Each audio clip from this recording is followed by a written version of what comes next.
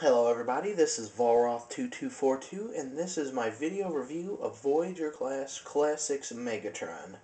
And as you can see, he's in his, I don't want to say his retro look, because this isn't a Walter P-37 or P-38, whichever it is. This is, I think it's based on the Nerf Maverick gun. I've looked at pictures, the Maverick does look very similar to this. And, it's a great looking alt mode. It's a little small for my hand, as you can see. I can barely get my finger in there. I pull the trigger about halfway. Very good for a child's fit. My nephew, when he would play with it, he could hold it very well, and it looked right for his hand.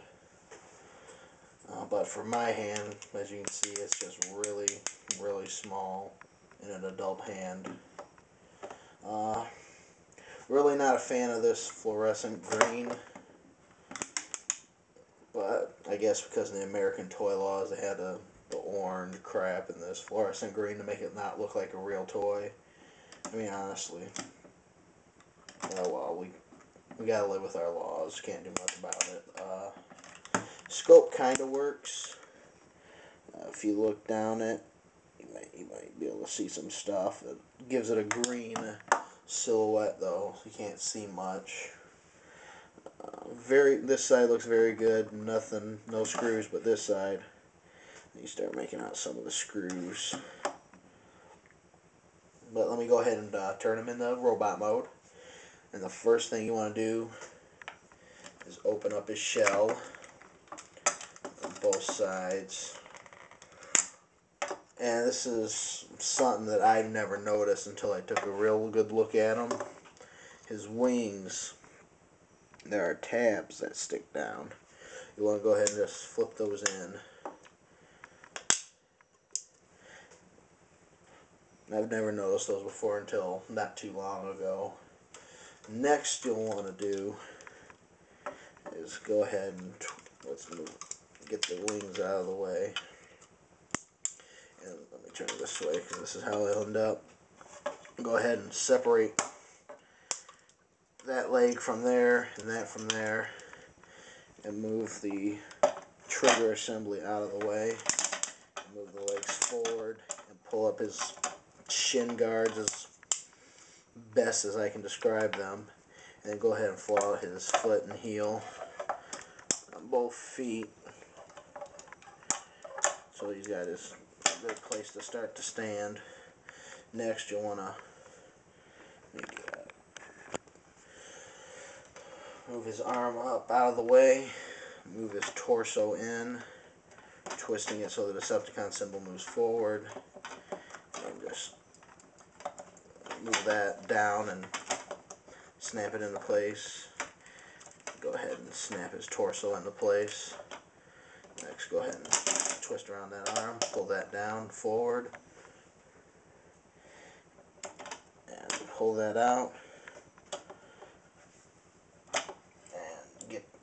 Push his hand down and put that back into place.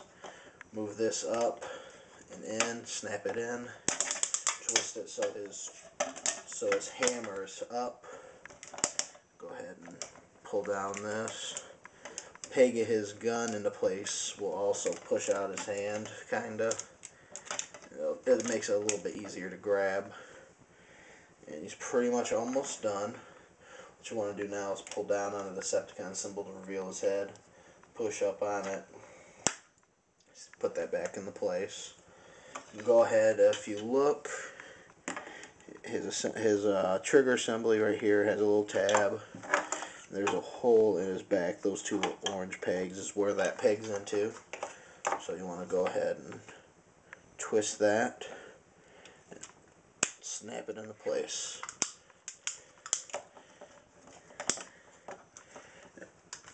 Fitting part folds back in, of course, put it back into place. Go ahead and adjust them. Move his wings out some. It helps balance them. Move his hand down. And there is, he's being a pain. Here is Megatron Classics mode. And I don't know why I can't get them in a good stance. It's never this difficult for me before.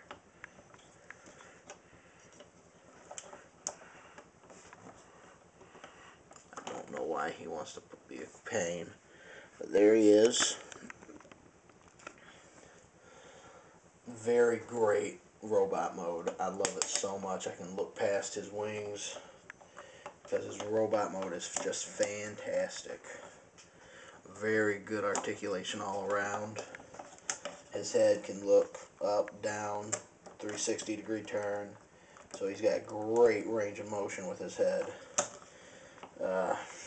Arms in and out, forward and back, things at the elbow. No twist at the wrist. Kind of makes me sad because on this hand, instead of his gun being on his side, it's on the bottom of his arm. So it kind of looks awkward when you try to pose it with his fist up. You kind of got to swivel it upside down like that to make it look decent. Let me go ahead and put in a decent pose.